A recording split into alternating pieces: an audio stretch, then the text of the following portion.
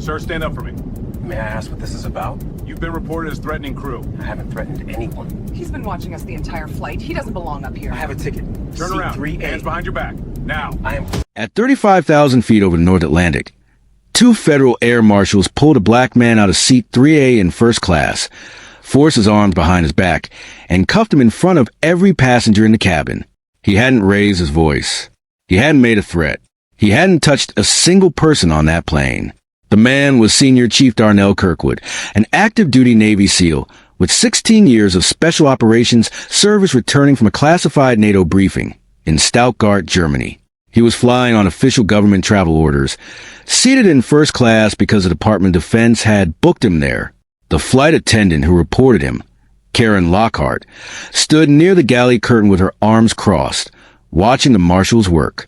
A passenger sitting across the aisle would later describe the look on her face as satisfaction. Lockhart had told the captain that Kirkwood was aggressive, erratic, and possibly dangerous. None of it was true. Every camera on that aircraft, every witness statement, and every marshal's report would confirm the same thing. He had done nothing. But by the time the plane touched down at Dulles, Kirkwood was walked off in handcuffs in front of 212 passengers, locked in a federal holding room, and left there for over 3 hours before anyone told him why. Within 72 hours, the FBI had opened a file. NCIS was involved. The Pentagon had sent a formal demand to the airline, and a chain of events was underway that would end careers, trigger a federal investigation, and cost Atlantic Pacific Airlines $6.5 million. Before we go any further, comment where in the world you're watching from, and make sure to subscribe because what this flight attendant did and what happened to her afterward is something you need to see for yourself. Karen Lockhart was 44 years old and had been a senior flight attendant with Atlantic Pacific Airlines for 16 years. She bid exclusively on transatlantic first-class routes, and among crew who had worked with her, she was known by a nickname she had never been told to her face, the Gatekeeper. The name didn't come from nowhere. Over her career, 11 formal complaints had been filed against her by passengers of color. Black and brown travelers reported being asked to show boarding passes a second time after being seated. They described condescending language during meal service, drink orders skipped without explanation, and quiet suggestions that they might be more comfortable in economy. One complaint from a black attorney flying business class described Lockhart telling him that his seat assignment must be a system error and offering to recce him before takeoff. Every one of those complaints had been reviewed internally and dismissed. Some were marked as misunderstandings. Others were filed with no action taken at all. 2 HR supervisors had signed off on closing the cases without investigation. Lockhart had never been disciplined, never been retrained, never been pulled aside and told to change her behavior. To the airline, she was a reliable senior crew member with a clean record. To the passengers she targeted, she was something else entirely. Her junior partner on the Kirkwood flight was Colton Pute, 27, 2 years into the job and still on probation. Pute followed Lockhart's lead without question. He laughed when she laughed, agreed when she directed, and stayed silent when silence was easier than confrontation. That silence would cost him, too. Senior Chief Darnell Kirkwood was 38 years old and had spent nearly half his life in naval special warfare, 16 years of active duty, 3 Bronze Stars, multiple deployments to locations that would never appear in any public record. He had led teams through operations that most Americans would never hear about, brought every one of his men home from missions where the odds said he shouldn't have, and carried a kind of service record that senior commanders referenced when they talked about what the best looked like. He was returning stateside after a NATO Special Operations Coordination meeting in Stuttgart, Germany. The trip had been scheduled through SOCOM, and his travel orders stamped and authenticated place him on Atlantic Pacific Flight 471 from Frankfurt to Dulles. Seat 3A, first class, government booked. He wore civilian clothes, a clean dark Henley jeans, boots, and a watch his team had given him after deployment in a place none of them were allowed to name. He carried a leather duffel that held his Navy dress blues, his rank insignia, his military ID, and a set of classified travel documents. Nothing about him drew attention. That was by design. SEALs didn't announce themselves. At the gate in Frankfurt, he thanked the boarding agent by name after reading her tag. She smiled. On the jet bridge, an older woman struggled to manage a carry-on and a cane at the same time. Kirkwood took the bag without being asked, walked it to her row, and placed it in the overhead bin. She thanked him. He nodded once and moved on. He wasn't trying to impress anyone. He was just built that way, quiet, controlled, respectful, the kind of man who handled himself the same way, whether he was in a combat zone or a boarding line. Kirkwood reached row 3, stowed his duffel in the overhead compartment, and settled into 3A by the window. He buckled his seatbelt, adjusted the headrest, and pulled a paperback from the seat pocket of his bag before closing his eyes briefly. He looked like any other passenger getting comfortable for a long flight. But from the front galley, Karen Lockhart was already watching. Her eyes tracked him from the moment he turned into the first-class cabin. She watched him open the overhead bin. She watched him sit down. She studied his clothes, his bag, his face. Then she turned to the manifest screen near the galley station and scrolled to seat 3A, Kirkwood D. She looked at the name. She looked back at the man. Then she leaned toward Colton Pute, who was folding hot towels beside her, and lowered her voice. "That's not a first-class passenger. Go check his boarding pass." Pute walked over without hesitation. He was polite about it. "Excuse me, sir. Mind if I just verify your boarding pass?" Kirkwood reached into his back pocket and handed it over without a word. Pute glanced at it. Seat 3A. Name matched. He walked back to the galley and told Lockhart everything was in order. She barely acknowledged it. People steal upgrades all the time. Could be a system glitch. Keep an eye on him. Pute nodded and said nothing. In the first-class cabin, 8 other passengers were already seated. A white man in a sport coat, a couple in matching cashmere, a woman with a designer bag taking up the seat beside her. None of them had been asked for their boarding passes. None of them had been watched from the galley. None of them had been flagged before the doors even closed. 3 hours into flight, the first beverage service began. Lockhart moved through the first-class cabin with a practiced smile, offering drinks to each row. The couple in cashmere got sparkling water with lime. The man in the sport coat got a whiskey neat. The woman with the designer bag got a glass of champagne. Row 3 got nothing. Lockhart passed Kirkwood's seat without slowing, without making eye contact, without a word. He didn't react immediately. He assumed she would circle back. She didn't. After another 10 minutes, he pressed the call button above his seat. The small chime sounded in the galley. 14 minutes passed before Lockhart appeared at his row. She looked down at him with an expression that wasn't quite hostility, but wasn't service either. "Can I help you?" "I'd take a water when you get a chance," Kirkwood said. Lockhart tilted her head slightly. "Are you sure you're in the right cabin?" Kirkwood held her gaze for a moment. "Seat 3A. That's where I'm sitting." She brought the water without another word and set it on the armrest without a napkin. 20 minutes later, hot towels were distributed through the cabin. Every passenger received one. Every passenger except Kirkwood. Across the aisle in 3B, a white businessman named Gregory Hale had been watching the pattern develop. He shifted in his seat, glanced at Kirkwood, then at Lockhart, and his discomfort was visible. He said nothing yet, but he was paying attention. Kirkwood put in his earbuds, leaned back, and closed his eyes. He had been treated worse in places far more dangerous than an airplane cabin. He chalked it up to bad service and let it go. But Lockhart wasn't letting anything go. In her mind, she had already decided he didn't belong there. Now she just needed a reason to prove it. 5.5 hours into the flight, Kirkwood unbuckled his seat belt, stood, and walked toward the forward lavatory. He used it, washed his hands, and stepped back into the aisle. On his way to his seat, he paused near the galley entrance and stretched, rolled his neck, pressed his palms into his lower back, a normal thing for anyone sitting in a pressurized cabin for 6 hours over open ocean. 2 other passengers had done the same thing during the flight. Neither had been noticed. Lockhart noticed Kirkwood. She stood at the galley counter and watched him stretch for fewer than 30 seconds before turning to Colton Pute. Her voice was low but urgent. "He's watching us. He's been acting erratic the whole flight. Something's off." Pute looked past her toward Kirkwood, who was already walking back toward his seat. He hesitated. He could see a man stretching. He couldn't see a threat, but he said nothing. He didn't ask what specifically was erratic. He didn't challenge the characterization. He looked at Lockhart, then looked at the floor and stayed silent. That silence gave her everything she needed. Lockhart picked up the interphone connected to the flight deck and pressed the call button. When the captain answered, her language was precise and deliberate.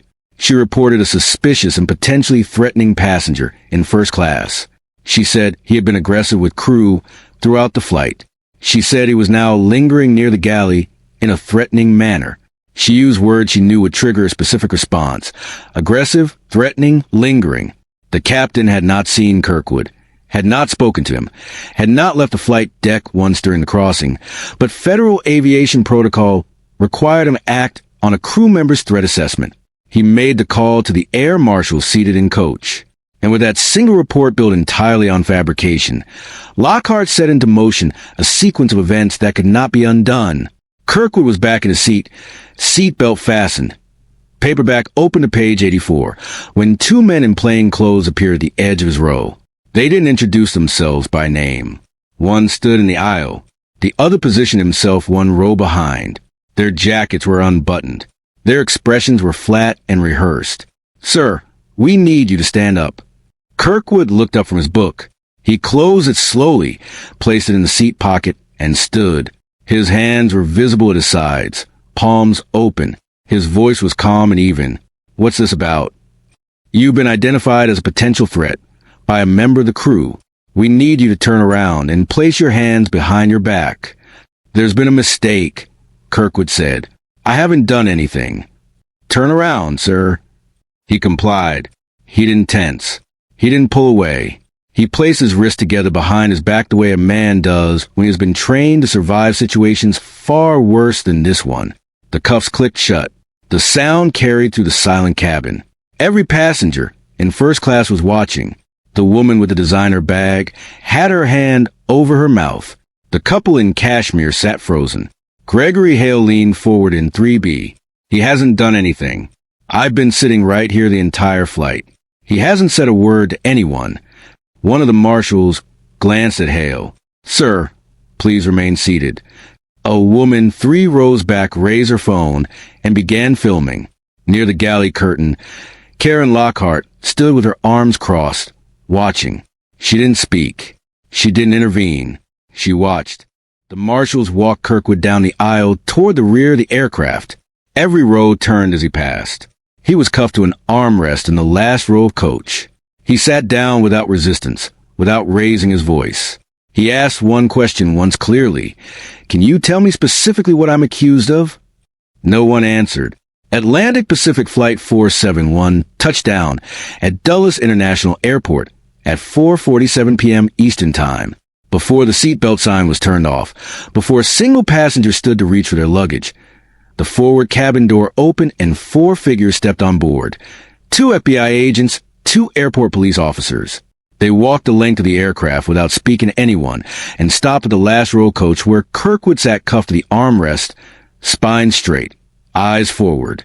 They uncuffed him from the seat and recuffed his hands behind his back. Then they walked him up the aisle toward the front of the plane. 212 passengers watched. A father pulled his young daughter closer. A teenager lifted his phone. A woman in row 14 pressed her fingers to her lips and shook her head slowly. Kirkwood didn't look left or right. He kept his chin level and his breathing measured. He walked the way he had been trained to walk under pressure. Controlled, silent, present. They took him through the jet bridge and into the terminal, past a gate area where arriving passengers turned and stared, past the baggage signs and the currency exchange kiosk, and into a windowless federal holding room on the lower level of the airport. Concrete walls, a metal table bolted to floor, a single fluorescent light humming overhead. They sat him in a chair, removed one cuff, and secured the other to a steel loop welded to the table. His leather duffel, the one containing his Navy dress blues, his military ID, his rank insignia, and his classified travel order stamped by SOCOM, was taken to another room. Then they left. No one told him why he was there. No one read him his rights. No one asked if he needed water or food or a phone call. He sat in that room for 3 hours and 17 minutes before another human being spoke to him. The silence was deliberate. It was a technique designed to create anxiety, to make people talk, to break composure. It didn't work on Kirkwood. He had completed SEER training, the military survival, evasion, resistance, and escape program designed to prepare operators for capture and interrogation by hostile forces. He had endured simulated captivity in conditions built to replicate the worst-case scenario. A quiet room at Dulles with a fluorescent light, and a metal table didn't come close. He sat perfectly still, controlled his breathing, and waited. 3 hours and 17 minutes after Kirkwood was placed in that room, the door opened. A single FBI agent walked in carrying the leather duffel. He didn't sit down. He didn't introduce himself. He set the bag on the metal table, unzipped it, and began removing the contents one item at a time. First, the navy dress blues folded with military precision, creases sharp enough to cut paper. Then the rank insignia, Senior Chief Petty Officer. Then the ribbons, 3 bronze stars among them. Then the military ID photo, matching the man sitting across from him. Then the travel orders printed on official letterhead stamped by United States Special Operations Command detailing authorized travel from Stuttgart, Germany to Washington, D.C. in connection with a classified NATO coordination meeting. The agent stared at the documents for a long moment. He looked at Kirkwood. He looked back at the orders. Then he zipped the bag, picked it up, and walked out of the room without saying a single word. 20 minutes passed. The door opened again. This time, 2 different agents entered. Their posture was different. Their tone was different. Everything about the room shifted. Senior Chief Kirkwood, we need to understand what happened on that flight. Kirkwood was still cuffed to the table. He nodded once and began speaking. His account was precise, clinical, and delivered without emotion or embellishment. Times, seat numbers, names he had overheard, descriptions of each interaction. He recounted the skipped service, the delayed responses call button, the question about whether he was in the right cabin, the hot towel that never came, the stretch near the galley, the marshals at his row. He delivered the way a special operator delivers a debrief. Facts only, sequence intact, nothing added, nothing left out. The 2 agents exchanged a look. One of them reached across the table and unlocked the cuff from Kirkwood's wrist personally. We're going to get to the bottom of this. Within the hour, calls were being made to NCIS, to Atlantic Pacific Airlines Corporate Security Division, and to the Pentagon. The investigation moved fast. Federal agents pulled every available piece of evidence from Flight 471, and the picture that emerged was not complicated. It was damning. The passenger cell phone video, filmed by a woman in row 6, captured the takedown in full. Kirkwood standing calmly, the marshals cuffing him without resistance, Gregory Hale and 3B protesting that the man had done nothing wrong, and Karen Lockhart standing near the galley curtain with her arms folded, watching it all with an expression that the filming passenger would later describe in her written statement as satisfied. The aircraft's internal CCTV told the rest of the story. Cameras captured Lockhart tracking Kirkwood from the moment he boarded. They captured her checking the manifest and leaning toward Colton Butte. They captured the first beverage service, where every first-class passenger received a drink, except the man in 3A. They captured Lockhart's 14-minute delay in responding to his call button. They captured her walking hot towels to every other row and passengers without stopping. They captured Kirkwood standing near the galley for fewer than 30 seconds, stretching his back before returning to his seat. And they captured Lockhart picking up the interphone to the flight deck less than a minute later. The Air Marshal's own written reports confirmed that Kirkwood had been fully compliant during the encounter. 0 signs of aggression, 0 resistance, 0 verbal hostility. The captain's statement confirmed he had never personally observed any threatening behavior and had acted solely on Lockhart's report over the interphone. When investigators reviewed that report, they found she had never documented a single specific behavior. No description of a threatening act, no mention of a weapon, no articulable reason for concern. Just 2 words used over and over. Suspicious, threatening. Words that when cross-referenced with every second of available footage meant nothing more than a black man sitting in first class. Karen Lockhart was brought into a federal interview room at Dulles 4 hours after the plane landed. She walked in with her shoulders back and her chin raised. She sat down across from the FBI agent with the posture of someone who expected to be thanked. She had reported a threat. She had followed protocol. She had done her job. The agent opened a folder, clicked a pen, and asked a simple question. Describe the specific threatening behavior you observed from a passenger in seat 3A. Lockhart paused for half a second. He was looking around a lot, scanning the cabin, acting nervous. The agent turned a laptop screen toward her and pressed play. The CCTV footage showed Kirkwood reading his book, eyes down, sleeping with his head against the window, looking out at the clouds, sitting still with his earbuds in. Which part of this is scanning the cabin? Lockhart shifted in her seat. He was near the galley, lingering. That's a red flag. The agent checked a printed manifest log. 6 other passengers moved through the galley area during the flight. You didn't report any of them. Why? Lockhart didn't answer immediately. The agent continued. Did you ask any other passenger in first class to verify their boarding pass? No. Did you skip any other passenger during beverage service? No. Did you bypass any other passenger during the hot towel distribution? No.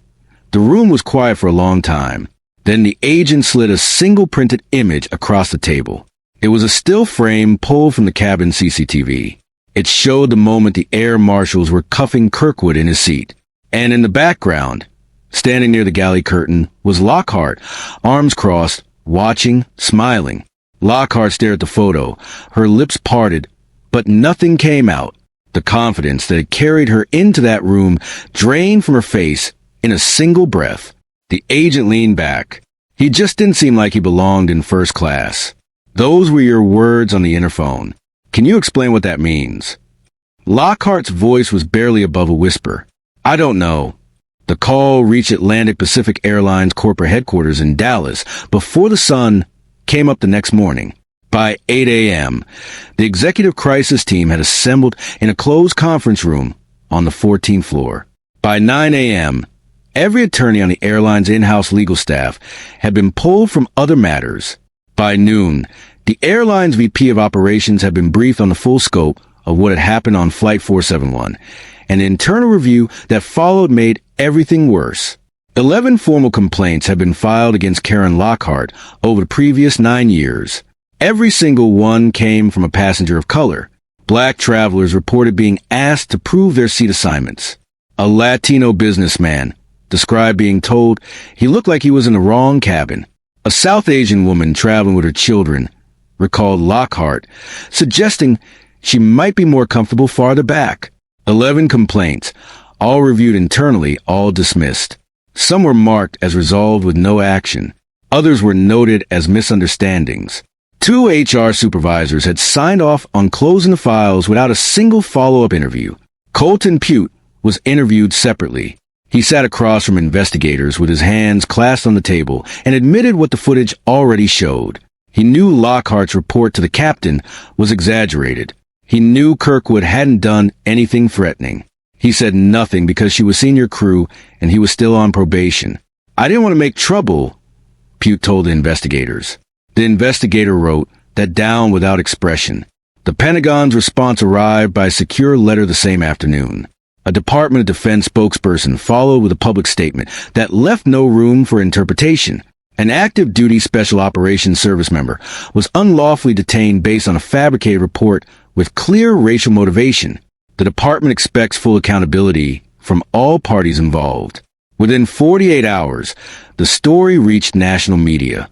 The headline was everywhere and inside the airline's headquarters. Every person in that conference room understood the same thing. This could not be contained, walked back, or quietly resolved. The terminations began within the week. Karen Lockhart was fired from Atlantic Pacific Airlines for gross misconduct, filing a false threat report against a passenger, racial discrimination in the performance of her duties, and violation of federal aviation regulations governing the reporting of security threats on commercial aircraft. Her crew credentials were revoked. Her access to airline systems was deactivated. Her 6-year career ended not with a retirement ceremony, but with a letter hand delivered by corporate counsel in the presence of 2 witnesses. Colton Pute was suspended immediately and placed under internal investigation for failure to intervene and for corroborating a report he knew to be false. He resigned 3 weeks later before the investigation concluded. His resignation letter was one sentence. The airline's head of crew training was removed from her position after the internal review revealed that no module in the company's training curriculum addressed racial bias in threat assessment or the legal consequences of filing false security reports. Two HR supervisors, the same two who had signed off on dismissing 11 prior complaints against Lockhart without investigation, were placed on administrative leave pending a full audit of their case handling. Neither would return to their roles, but the most significant consequence came from outside the airline. The FBI formally referred Lockhart's case to the United States Attorney's Office for the Eastern District of Virginia. The referral cited potential federal charges related to filing a knowingly false report on a commercial aircraft, a violation of federal law, carrying a maximum sentence of up to 20 years in prison. Lockhart, who had walked into her FBI interview expecting to be thanked, now faced the possibility of a federal indictment. Atlantic Pacific Airlines issued a public apology 72 hours after the story broke nationally. It was 4 paragraphs long, carefully worded by legal counsel, and avoided using the words racism, discrimination, or wrongful. The public response was immediate and uniform. It wasn't enough. It wasn't close. Senior Chief Darnell Kirkwood retained a civil rights attorney within 2 weeks of the incident. The lawsuit was filed in federal court, and it named 3 defendants: Karen Lockhart, individually, Atlantic Pacific Airlines, and the airline's corporate parent company.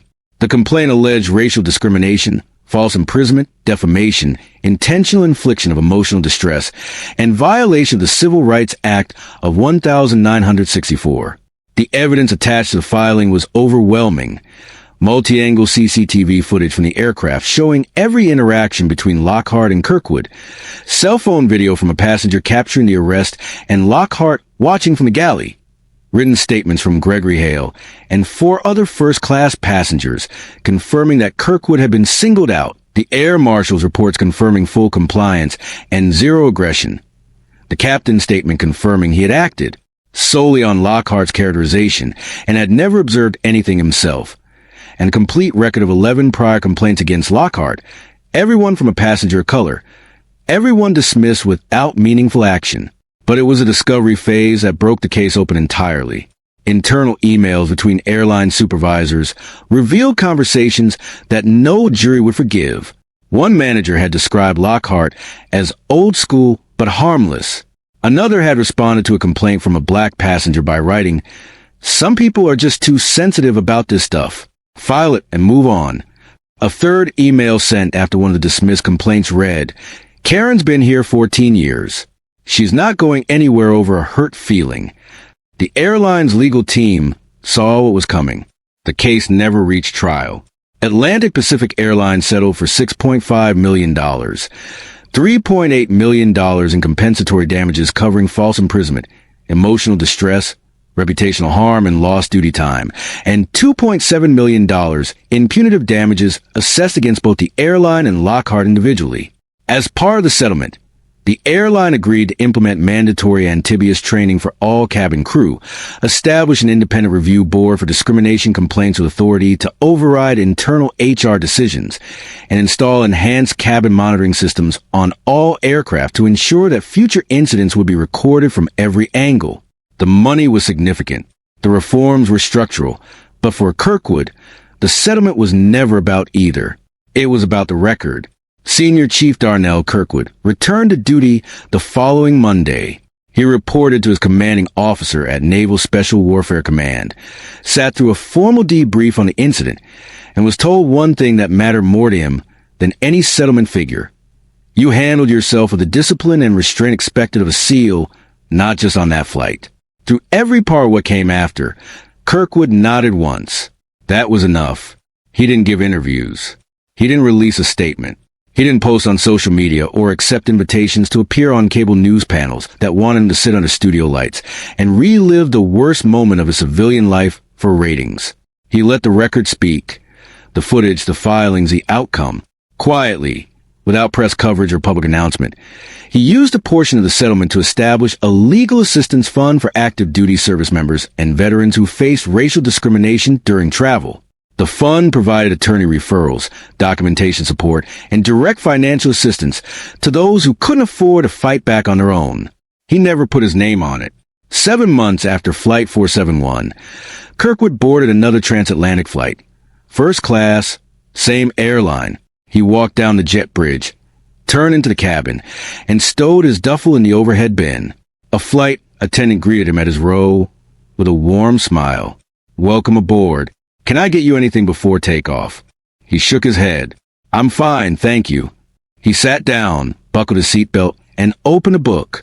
No one checked his boarding pass. No one watched him from the galley.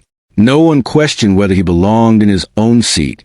Back at Atlantic Pacific Airlines Training Center in Dallas, a new module had been added to the mandatory crew certification program. It opened with a single image displayed on a projection screen, a still frame from a cabin CCTV of Flight 471. It showed a black man being handcuffed in seat 3A by 2 federal air marshals, and in the background, near the galley curtain, a flight attendant standing with her arms crossed, smiling. Beneath the image, one line in plain black text. "This cost us $6.5 million. It should have cost us nothing." No names were printed on the slide. They didn't need to be. The careers were already gone. If this story moved you, don't just watch in silence. Like the video, subscribe to the channel, and share this with someone who needs to see what happens when racism meets accountability at 35,000 feet. This case was disturbing, but the one on the right ends in a way no one expects.